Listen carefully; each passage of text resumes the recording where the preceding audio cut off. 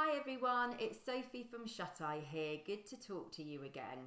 Today I'm talking to you about bottle feeding. So not exactly sleep training today, but something that crops up quite often with the families that I'm working with. And that is where a baby is often breastfed to sleep. Mums and dads are coming to me and just saying my baby refuses to take the bottle.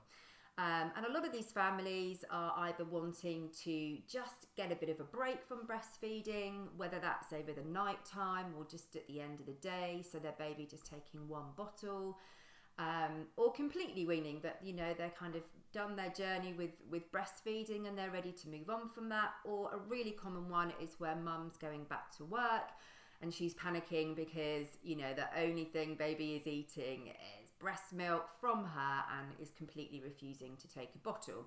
So what I have done is to put together lots of ideas to help families get their babies to start taking a bottle of milk.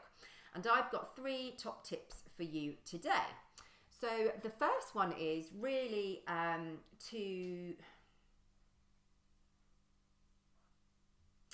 my first one is about, and my first tip for you is, yes, your baby has refused to take that bottle, but how long has it been since you tried? So it might well be that your baby refused the bottle when they were 6 weeks old, or 8 weeks, or 3 months, or something like that, and they're now 6 months or 9 months, whatever it is. Just because they've refused it in the past doesn't mean to say that they're going to refuse it now, or that they're always going to refuse it. So I would say if it's been quite a while since you have tried offering your baby the bottle, then give it a go again now, because they develop so much and their personalities change so much from when they're very little to when they're just a few months older. So just because it's been no in the past doesn't mean to say it's going to be no in the future. So that's my first tip for you. The second tip for you is around trying somebody else feeding your baby. And I imagine a lot of you might have tried your partners, so whether that's dad or whoever else is in the house with you. It could be a parent or somebody like that. Your parents, so as in the grandparent for your baby. It might well be that that person is still too familiar for the baby and they're like, no, I'm not up for that. So it could be almost a stranger, but perhaps a family friend or a friend of yours that doesn't get to see your baby that often. Rope them in to come round for a visit and kind of use that as the opportunity to offer your baby a bottle then, because a completely strange or new person, they might be more willing to accept this strange and new bottle from that person. And the reason why I say that is because I worked with a family a little while ago, probably over a year ago now, and I was doing an overnight stay, so where I come in to the family home and stay all night long and help with the sleep training and support the family through it. And this little boy, who was around about 6 months of age, he hadn't taken a bottle either, and mum was quite keen to at least get a break from breastfeeding sometimes. And so I said to her, look, let's give it a go in the morning.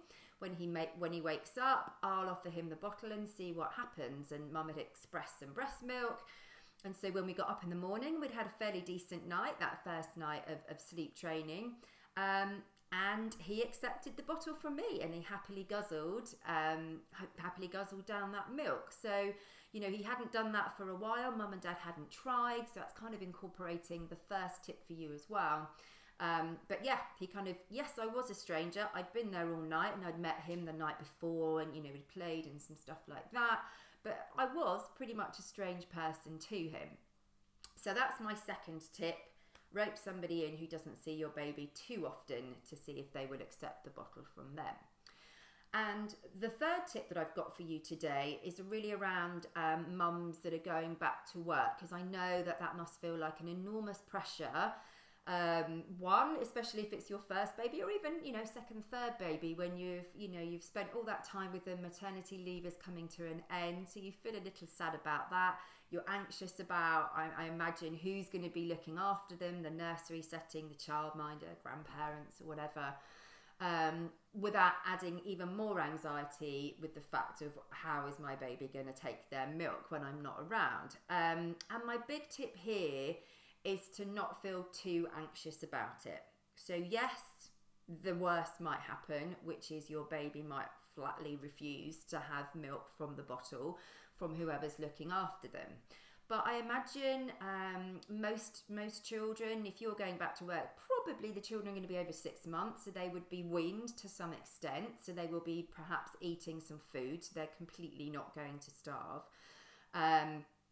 But even if, you know, they go on complete hunger strike and they won't have any milk from a bottle or any food at all, be confident in that you can cluster feed your baby when you get home at the end of the day. So yes, it might mean that you're up more at night time feeding them and tanking them up for the next day, but that's okay. So they're not going to completely starve and fall to pieces by the end of the day. But another thing that you can do, who is the caregiver, so whether that's a nursery setting or a family member, instead of using the bottle, they can offer a sippy cup, which is an extra tip thrown in there for you. So it might well be that the baby just doesn't like the bottle, you're not up for that, so they might take it from a sippy cup instead.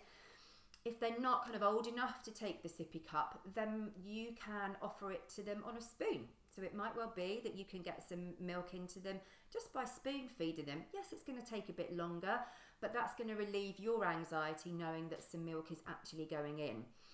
If the spoon doesn't work, then the other thing is that I've thought about is the syringe.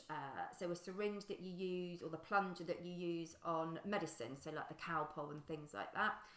You know, suck up some of the milk and you can squirt it into your baby's cheeks, or whoever can squirt it into your baby's cheeks and down the side, and feed your baby that way. So, you know, either a sippy cup, a spoon feeding, or a syringe are ways to avoid a hunger strike and to really get some milk into your baby when you've gone back to work.